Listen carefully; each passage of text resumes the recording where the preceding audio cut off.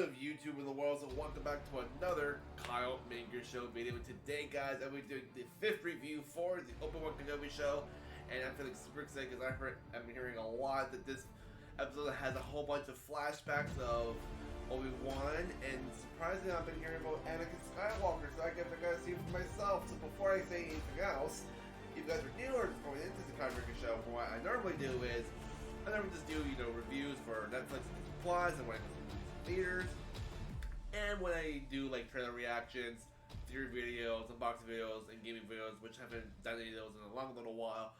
But just stay tuned in the near future because I am going to start doing some more of those. Don't know when exactly, but just stay tuned.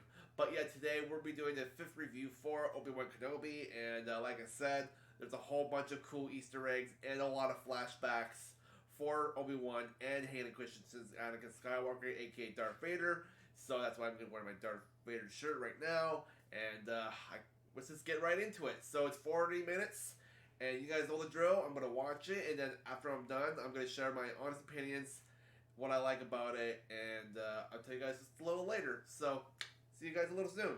Hey guys, so I am back, and I gotta say this entire episode is just fantastic. Okay, so at the very beginning, we got to see a big flashback of Anakin Skywalker back in his younger days of being a Padawan.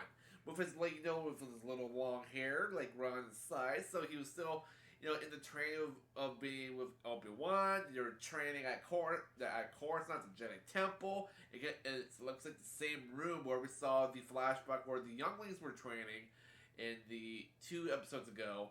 And fair enough, we were all right about Reva being a youngling at the Jedi Temple. And that little African American girl that was a youngling, that was actually her.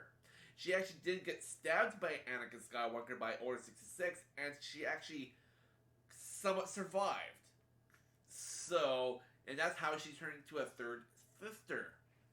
So it was great. So we got to see a few flashbacks in this episode, actually. Throughout the entire episode, there'll be, some points where it would show Vader, trying to go to Jabim, trying to find Kenobi, and at some points you'll be seeing, more flashbacks of him and Obi-Wan training at the temple. So it was kind of cool to see, Anakin Skywalker and, being training with his old master and saying, "Master, ready to start our training," yada yada. I thought that was just very fantastic, and I just love the fact that Hayden Christensen just decided just to come back and do this.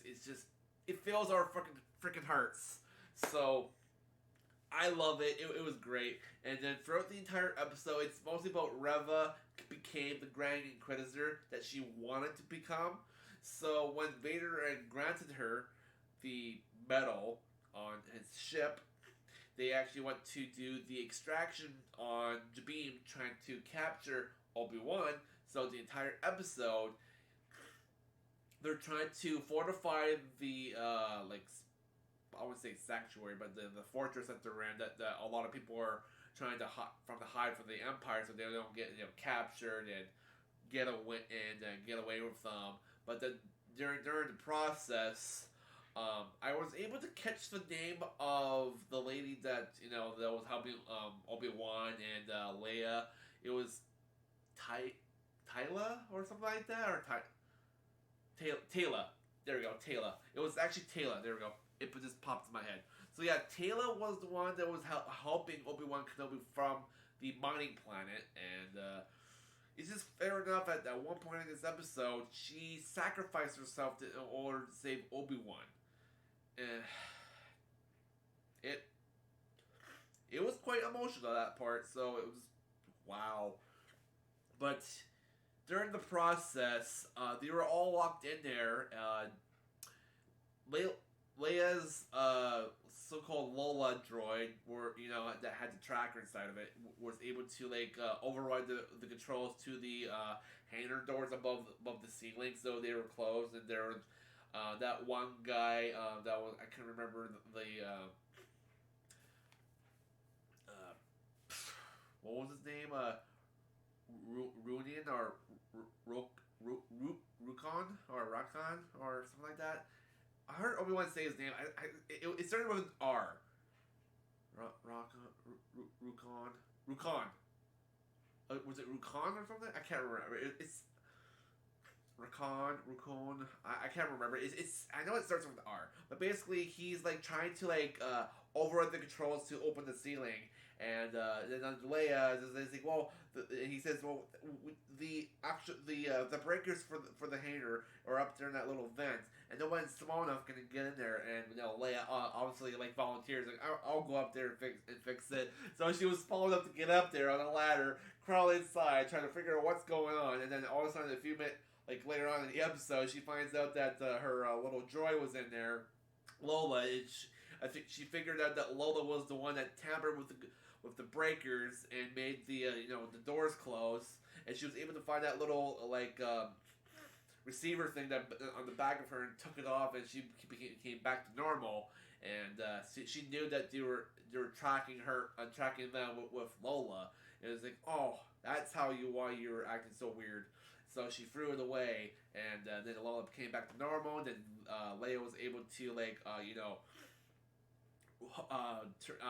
hook back the breaker, and the ceiling opened.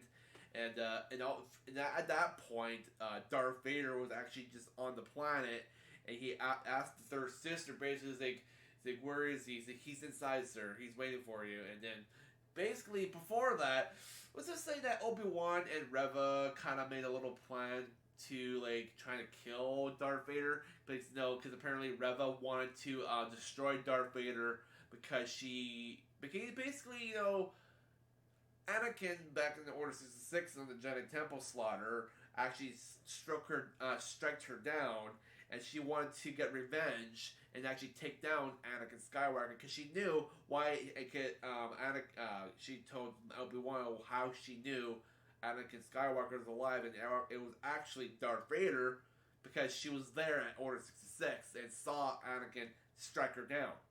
So she told Obi-Wan her general plan is to take him out because she doesn't like Vader. So she actually was able to get Obi-Wan.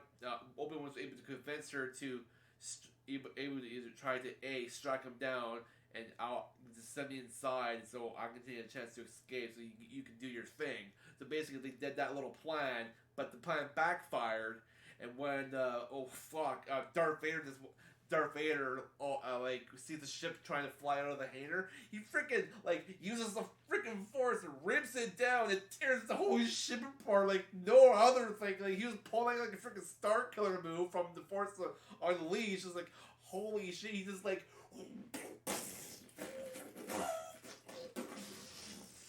he rips the ship almost in half, and then he realizes there's nobody in there. There's another ship that leaves, and he's just like, fuck. He's just so distracted. He just looks up and the ship is flying away. He's like, oh, so this was the distraction ship. That's the actual ship where they're actually on. And at one point, he's being super distracted, and Reva, being a little, out of the blue, she sneaks up behind Vader, starts has her freaking lightsaber, ignites it, and goes and then she actually screams right before she swings at it, and then Darth Vader just stops the saber before it hits him, and they're having this little battle, and he's just using the Force to stop the swings of Reva. It was pretty awesome. It's Darth Vader is badass in this episode. I just love it. So he's just blocking, he's just grabbing, he splits the freaking splitting a lightsaber in half with the Force, and he used some of it to taunt her. It was just great. I was just giggling, and I was like, oh gosh, I knew for a fact she's dead. She's dead. And then they have a little battle between each other for I don't know, maybe for a good a minute and a half or so, and then he was able to strike her down and stab her right in the freaking chest, kind of like she did with the Grand Inquisitor. And speaking of the Grand Inquisitor, after she fell down and almost unconscious somewhat, she sees the actual Grand Inquisitor walk up right behind Vader, all alive and well. I knew he was not dead. I just knew it. So he grabs the freaking medal right off of her. It's like now I'm the Grand Inquisitor. Now you're gonna die. right there. And Darth Vader's just like, it's like, you are weak. I knew you were weak. So it's like, oh. It was great. I loved it, guys. This episode was just fantastic. I just love the flashbacks. It brings back a lot of memories from the old movies, like especially like I was getting a lot of vibes from the Attack of the Clones flashbacks because, like I said, he had his like little like like hair tail thing on his shoulder. So I think at that time it was like around Attack of the Clones. So I was like, oh, this is so great. This is awesome. But there was a lot of cool moments in those flashbacks, like how Obi Wan was training like Anakin how to use his lightsaber, and it just brings back a lot of memories. Oh god, guys, let's go! Let's freaking go! This episode's awesome.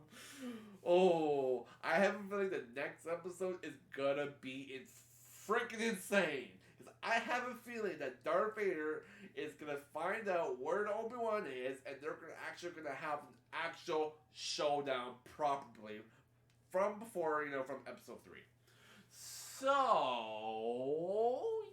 yeah, that's entirely a little bit of the breakdown of the episode 5, and yeah, I don't want to say anything else. It was good. I liked it. There's nothing else that spiked my interest. But Darth Vader was pretty badass in this episode, I gotta admit. So, welcome back, Hayden Christensen. It's great. But I totally forgot that, Hayden Christensen was also Canadian, but a long time ago, and then he got asked to be the role of Anakin. So, I saw like a quick little TikTok video the other day, and apparently he actually, after he was done with Star Wars for a little while, he actually started his own little farm in Canada. I don't know where exactly in Canada, because I think I remember the last when I saw that video where he was from Canada, he talked about he was actually living in Vancouver, I think. I believe. So, yeah, that's a cool, interesting note I did not know about until like a week and a half ago. I was like, wait, he's Canadian? It's like, holy crap! I did not know that. It's like, I've been around for like how long? Like 20-some years, and I did not know that he's Canadian. Like, holy crap. But anyways, guys, for the rating for this episode, I gotta give it a 5 out of 5. It was just awesome. I loved it. It was great. So, stay tuned for the last review for next week, guys, because it's gonna be an insane one. So, the final's gonna be great. Oh, God. Oh, this is too juicy. Oh, let's go.